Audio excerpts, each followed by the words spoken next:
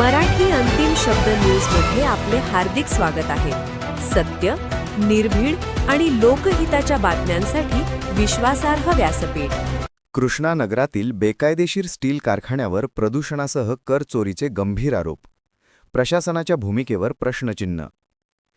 कल्याण अशळे परिसरातील कृष्णानगर वॉर्ड क्रमांक 118 प्रभाग 19 येथे सुरू असलेल्या ममता स्टील किचन स्टँड या कारखान्याविरोधात पाणी, वायू व ध्वनी प्रदूषणाबरोबरच कर चोरी आणि प्रशासनाची दिशाभूल केल्याचे गंभीर आरोप पुढे आले आहेत.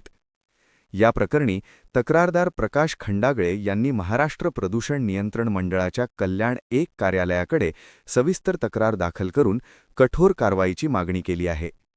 तक्रारदारांनी नमूद केल्यानुसार संबंधित कारखाना रहिवासी भागात कोणतीही आवश्यक परवानगी न घेता सुरू असून त्यातून मोठ्या प्रमाणात धूर, आवाज व सांडपाणी बाहेर सोडले जात आहे.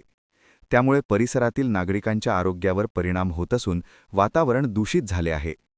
याबाबत दिनांक 19 ऑक्टोबर 2025 रोजी प्रथम लेखी तक्रार करण्यात आली होती.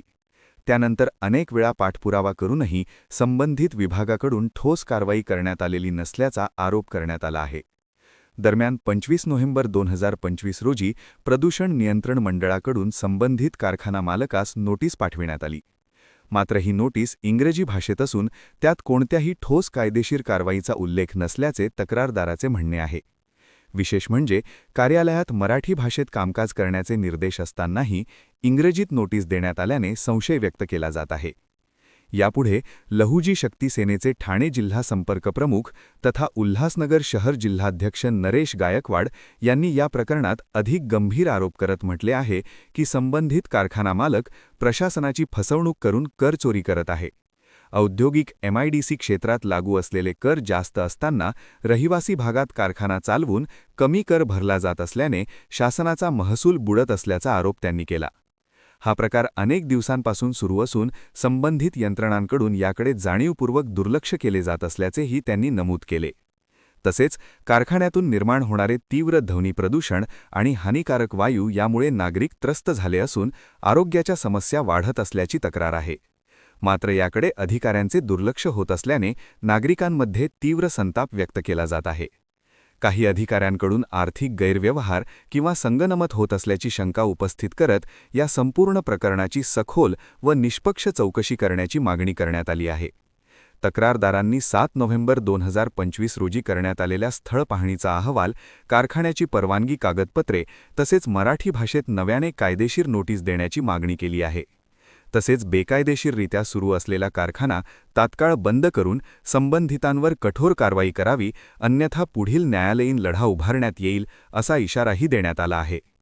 या संपूर्ण प्रकरणामुळे स्थानिक प्रशासनाच्या कार्यक्षमतेवर प्रश्नचिन्ह निर्माण झाले असून नागरिकांनीही या विषयावर तातडीने न्याय मिळावा अशी अपेक्षा व्यक्त केली आहे. नमस्कार, मी प्रकाश खंडागळे, लहुजी शक्ती सेना कल्याण शहराध्यक्ष.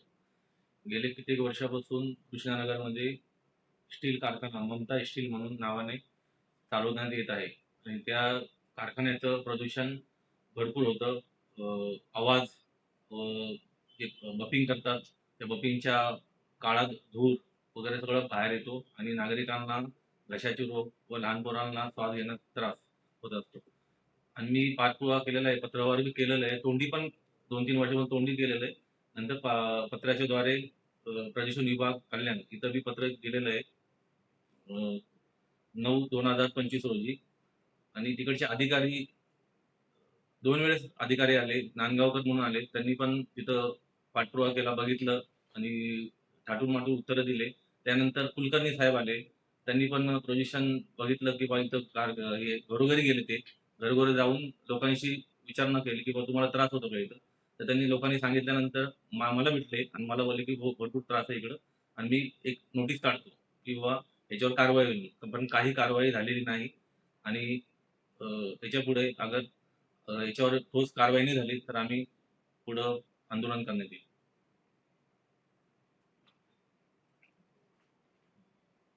ही जी कंपनी आहे कल्याण नदीमध्ये कृष्णानगर येथे प्रदूषणमुळे जे आपण सतत पत्रव्यवहार करतोय त्या अधिकाऱ्यांकडून कुठल्या प्रकारे नोटीस बजावण्यात येत आहे याची कल्पना आपल्याला आहे.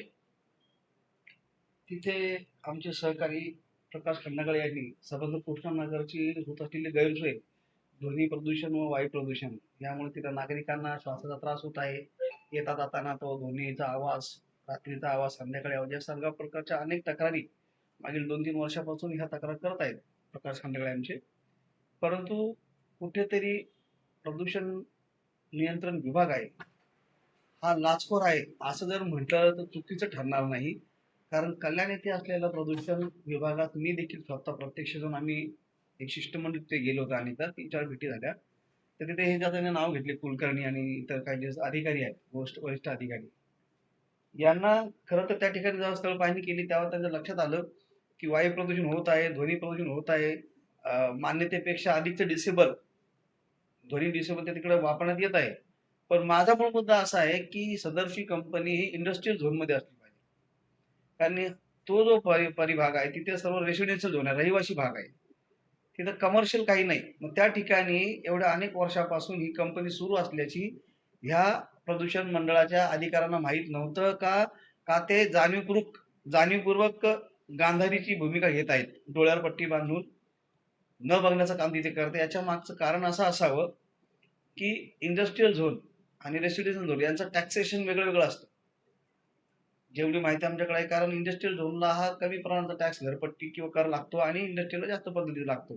मग एवढ्या अनेक वर्षापासून सदर प्रदूषण मंडळ विभाग आणि ज्यांची दायित्व होतं, ज्यांची जबाबदारी होती, का एखाद्या रहिवासी भागामध्ये अशी विषारी वायू सोडणारी कंपनी तिथे चालू नये, एवढा आवाज करणारी कंपनी तिथे चालू, ही यांची जबाबदारी होती. पण का बरं टाळण्यात येत आहे? कुठेतरी आर्थिक गैरव्यवहार झालाय का? याची चौकशी होणं अत्यंत गरजेचं आहे. आणि ह्या कंपनीला, ह्या चालक मालकांना कुणाचं पाठबळ आहे? मग याचा राजकीय हस्तक्षेप आहे का ती प्रदूषण मंडळाचे जे अधिकारी ज्यांच्याकडे तक्रार जाऊन देखील कारवाई होत नाही, मग यांनी त्याच्याकडनं काही घेतलं आहे का, काही मिळवलं का, घबाड्यांना मिळालंय का? या सर्व चौकशी होणं अतिशय गरजेचे आहेत. आणि येणाऱ्या 15 दिवसात सदर कंपनी चालक मालकावर कारवाई होऊन ती कंपनी कृष्णानगर भागातनं जर हटवण्यात आली नाही तर त्या ठिकाणी प्रचंड मोठं आक्रोश आंदोलन स्थानिक जनतेच्या माध्यमातून उभं केलं जाईल. आणि त्यावेळी जर कायदा सुव्यवस्थेची परिस्थिती निर्माण झाली त्याला सर्वस्वी जबाबदार हे कल्याण डोंबिवली हद्दीत असलेलं प्रदूषण महामंडळ, नियंत्रण महामंडळ याची, या सर्व अधिकाऱ्यांची ती जबाबदारी असेल.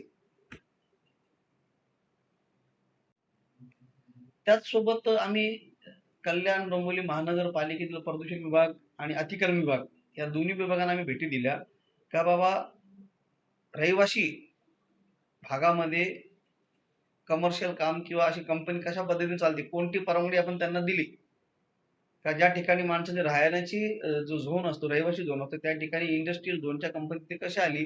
त्याच्यामुळे त्यांच्याकडे ते देखील प्रदूषण विभाग, महानगरपालिका, कल्याण डोंबिवली तसेच अतिक्रमण विभाग यांच्याकडे पण याचं उत्तर नव्हतं. म्हणजे यांच्यापर्यंत देखील सदर कंपनी मालक चालकाची मिठाई पोहोचलेली असेल असं म्हटलं तर चुकीचं ठरणार नाही.